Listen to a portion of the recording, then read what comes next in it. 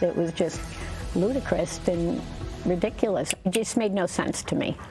A Belmont woman reached out to our NBC10 investigators after she injured her foot and ended up in a walking boot. She knew she would need a temporary handicap parking placard, but when she heard how long it might take for a pass to arrive in the mail, she wondered, what's the point? And she reached out to our NBC10 investigator, Ryan Kath, and tonight we're asking the RMV why there isn't an easier way. It's heavy, got a big clunky heel.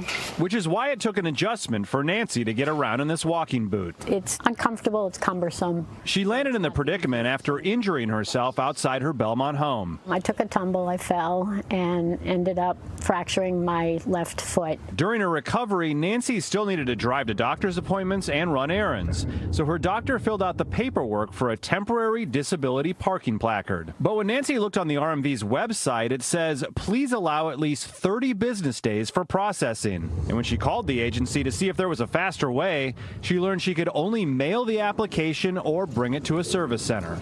When they told you to 30 to 45 days, what are you thinking? I was like, are you kidding me? Basically, what's the point? By then, I'm hoping to be out of the boot or shortly thereafter. It totally defeats the purpose. Nancy's next call was to her state senator, William Brownsberger. What did you think when you heard her concern about that? That seemed like an acute problem that we'd like to take a look at. The lawmaker helped to expedite the process for Nancy, but unless he hears from more taxpayers about the issue, he isn't ready to call it a widespread problem. Obviously, that sounds like too long, because I'm sure there are plenty of people that do need it in a more rapid way.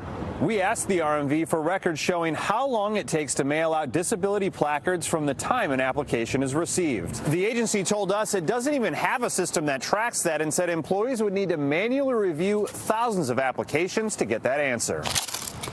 The good news for Nancy and others trying to quickly get a placard, the RMV did tell us it's exploring an online submission option on its website to improve the process. I just hope they can make it easier for the next person that really needs the temporary pass and in a timely manner. I appreciate you bringing this to light, so thank you. Ryan Kath, NBC10 Investigators.